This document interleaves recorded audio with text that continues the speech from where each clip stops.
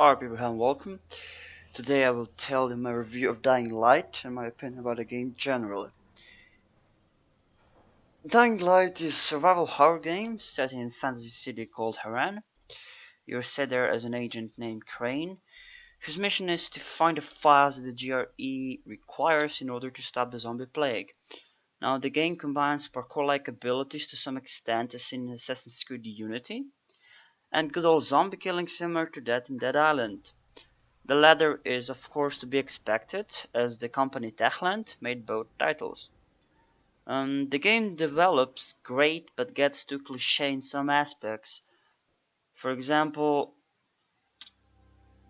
there's a good guy and there's a bad guy, and you're somewhere in between, and in the end you become the good guy, and the people die where they shouldn't die. Graphics wise, it gives you a nice variety of settings, which are more than welcomed in this time and age.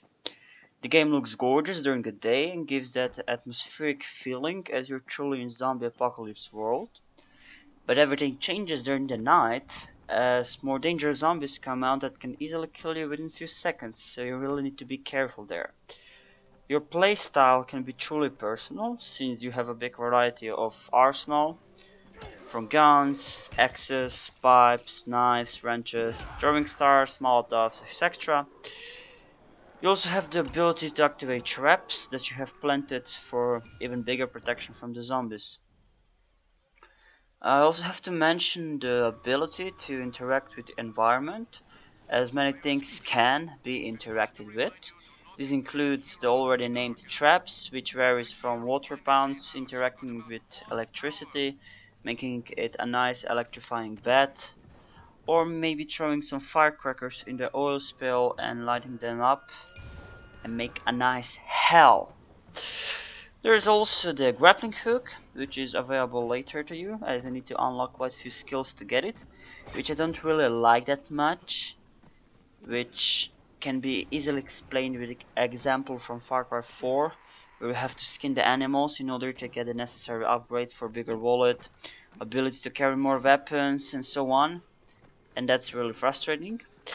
But all in all, the skill tree is well built and is filled quite fast if you don't die as often, since the survival points get lost upon dying, which is again a little bit frustrating, but the game is not that hard, but again incredibly frustrating in some parts where you have, for example, grab a ledge or do a specific object without really having all the necessary information for starting that mission.